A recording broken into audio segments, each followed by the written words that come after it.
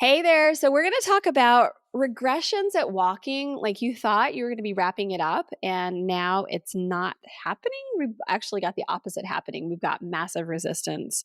And what does that mean? Do we put them back in diapers? Do we give up? Do we potty train later?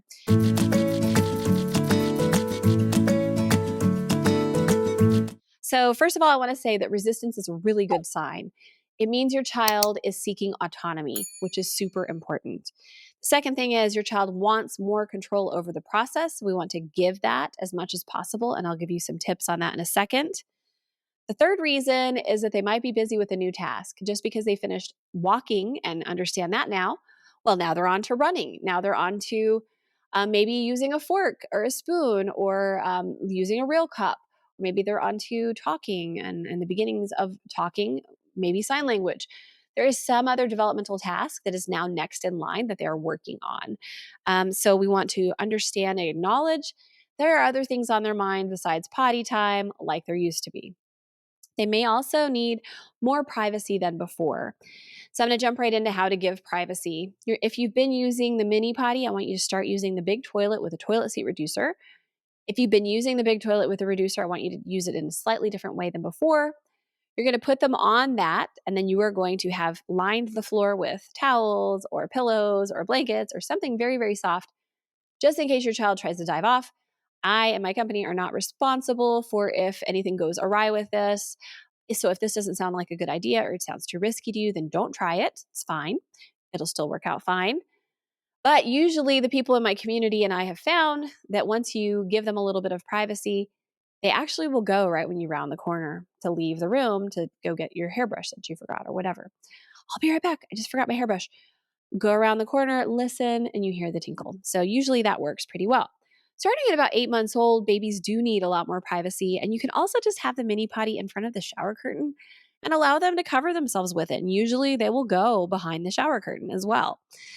Um, they also really need independent repetition of a task at this age.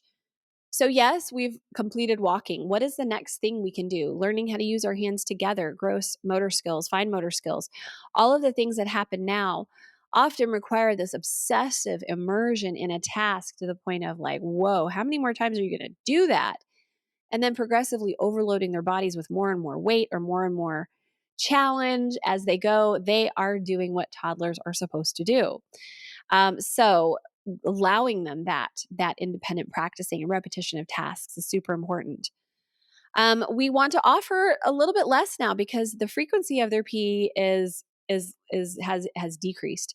They aren't going as often. They're going with longer expanses of time. I'm going to do a podcast in a few weeks about this. How often will my baby pee? So around walking, they start to go around every 30 to 45 minutes. This is just a rough average, but it could be upwards of 2 hours. It could be as low as like 20 minutes. But the point is that they can hold it longer than they could a month ago. So if you're offering the same as you did a month ago, you might want to do a new observation session, and you can use my log. It's called the log, the observation log. I'll link to the paper log, but I'll also link to the app for your phone so you can download that and you can see how often does my child go now.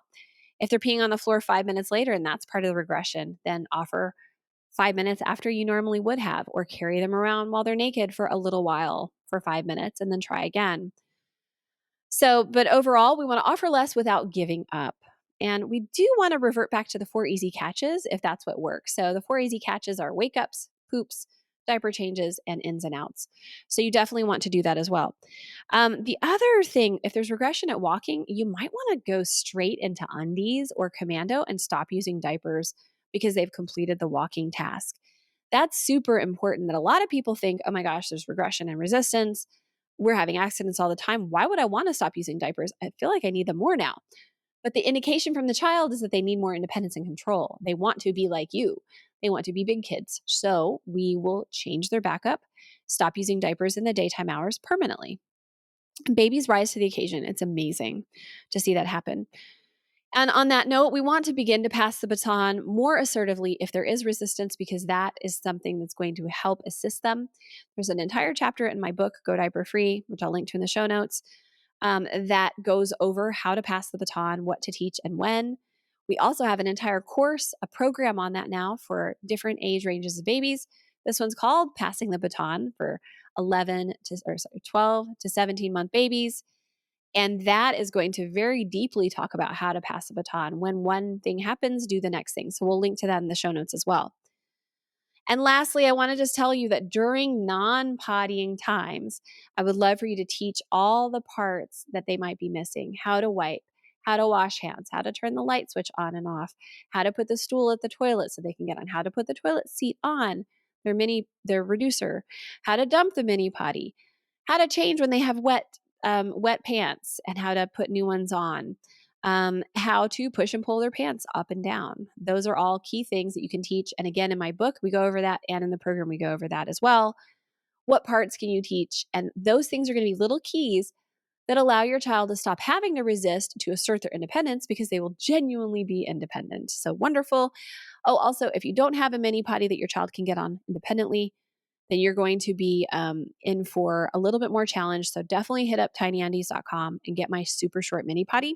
Sometimes that pauses that regression and makes it go away completely. All right, that's all I've got for you today about regression at walking. I hope you got something out of this episode for sure.